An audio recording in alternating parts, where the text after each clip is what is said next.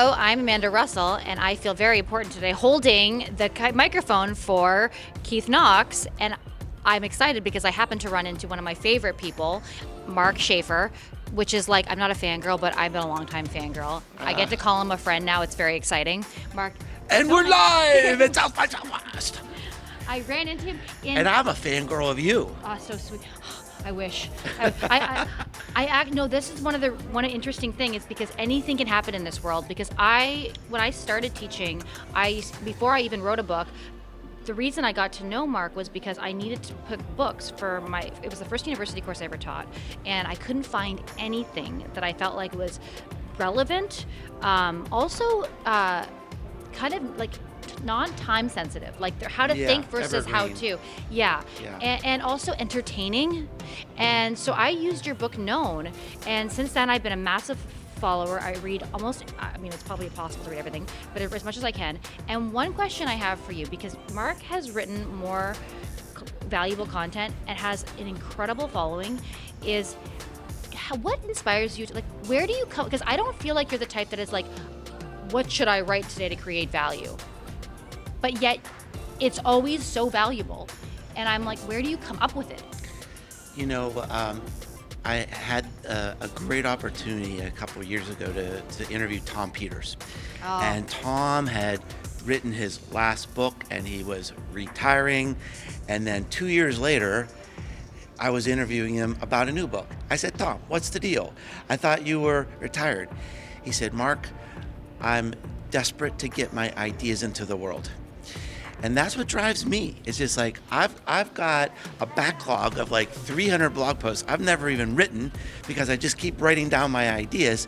And being here at South by Southwest doesn't help because I'm getting more and more ideas and I'm like connecting the dots in new ways. And there's so many things we need to be talking about in the marketing world and so many issues we need to be understanding. And so like, I just have this urgency to teach.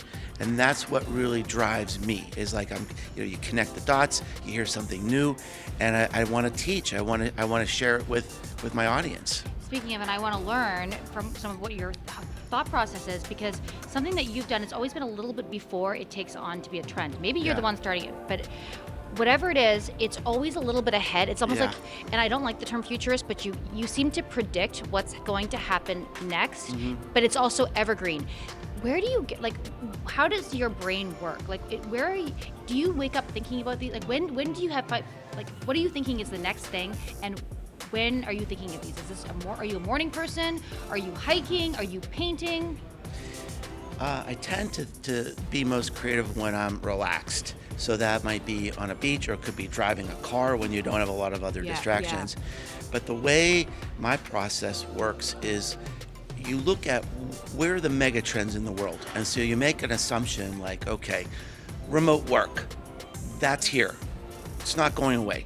So if that is true, what are the implications? What is that going to mean for the world? Okay, so I could envision you need a remote work apartment community that has 24-hour childcare, 24-hour healthcare, 24-hour fitness center, 24-hour IT support, right? So that's a business opportunity, right? Create little communities of remote workers because they're going to need this kind of support. And so, and actually, this is kind of funny because I wrote about that, and about 2 years later, they created one. See, where's your equity? I'm usually 2 years ahead of my time. It actually, crazy. So it's just that simple, really. What you talk about is actually very new. I feel like a lot of stuff, which there is no news story and idea in this world. Like that's what they say in Hollywood, there's no news story. But yours really does seem to be one of the first in terms of connecting dots. And I want to go back to something that Keith asked me, because I've been thinking so much about this. What is it that makes, as I'm trying to figure out, do I want to go back on a platform? Do I want to go, I spend a lot of time not doing that. And what is it that makes, only if it's really valuable and real and not trying to be like, what can I possibly put out there? There's already enough stuff. And I think this about you, and correct me if I'm wrong, but and I've got this because Mark and I riff on stuff, and you should see the conversations are so crazy. We're on a podcast together. Yeah, that's She's true. my co-host. the marketing companion. His very popular. So come join us. And but we spend so much. The passion is so real about the back and forth of a topic that I know that it's real for you to think about that daily. I know that if I have a million health problems, I have a million ways to hack 1,000 things, but all I want to do is listen or watch or read things related to human behavior and marketing and influence. And I think that it used to be, for me, it used to be training. Yeah. So I think that has to be that way. Like, would that be correct in saying that you weren't like, I want to be known for the guy that wrote Known?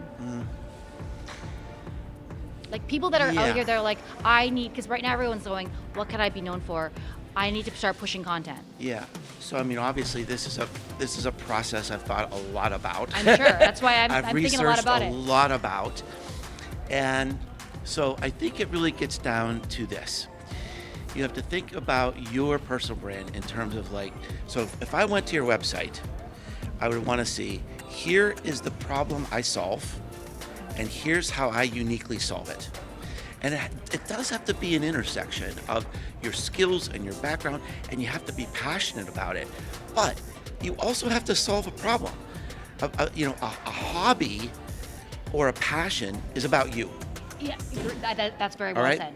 Yeah. Personal brand is other-centered, right? If you want to create a business out of it, if you want to monetize this and show up in the ecosystem, in your industry, in a way that will bring value, you've got to show how you're going to bring value to your customers and your industry. So it's a new way of thinking. It's and one of the reasons I wrote the book is, I won't say the name, but there was a very, very famous marketing guru who did this video series about this personal branding, right? And this is what he said: wake up in the morning and look in the mirror. Oh, I think I know. And dream about what you want to do most of in the world. Do it all day long. Do it all day long, and make that your life, and make that your business. Yep. And I was so frustrated. I was literally yelling at the computer, saying, "I've got to do better." I pulled that up in my classes. Yeah, I bet you do. I have no shame. Because it's so wrong. I pull it up too, but it's just Sure. it's dangerous. It's just so wrong, because it's just. I want to lay on a beach all day and do That's right. nothing and drink margaritas. I live on the lake. I want to float in the lake with my family. That would be the best day, but that's going to make a pretty boring business. I think that's a great mistake. I want to take that back, because it's interesting, and I had this conversation with somebody the other day. It was actually at a workshop, and I was just watching the workshop, and that's what they were talking about, is like, how do we empower this younger generation? And they have to be passionate. How do they know what they're passionate about if they've done everything? And I think that almost feels off to me, because having come from like a sport that was like literally miserable, it's isolation, it's physical torture, it's all the things, you're in your head. People are like, it's so great that you're passionate about running and you loved it. I'm like, no. Let's be real. 5 in the morning. Yeah, but you have to be passionate about where you want to go. Yeah. I like to win. I like to get out of my hometown. I think that there's a difference between following your passion and being passionate about what you do. That is fantastic. Yeah. And I often say, so, I'm a digital marketing consultant and an author. It's right? exciting all day long. I love what I do, but I didn't dream of being a digital marketing consultant. I wanted to be a baseball player. Oh, me too. Sometimes, you follow your passion, and sometimes your passion follows you. You go through life, and you go down this path, and you figure, oh wow, never thought of this before. And the other thing is, another thing that happens in our world, and I know this has happened to you, is that you publish and you create content, but the content also creates you, because you get feedback from your audience that says, one day, it might have been on one of your videos, might have been in one of your classes, someone says, Amanda, that was awesome. I never thought of that before. That changed my whole way of thinking. And you think, I'll do more of that, right? Yeah, it's like winning. It's like winning. Once you I don't like running, but I won the race, so actually I like that. But the audience is helping you figure out where you fit. Amanda, always a delight. Always, learning from you. We're learning from each other. I hope you guys love this too. And look, follow us on, we have chats like this every couple weeks on the Marketing Companion We do. podcast. Yeah. So follow us there. Tell us what you and want us to talk about. Yes.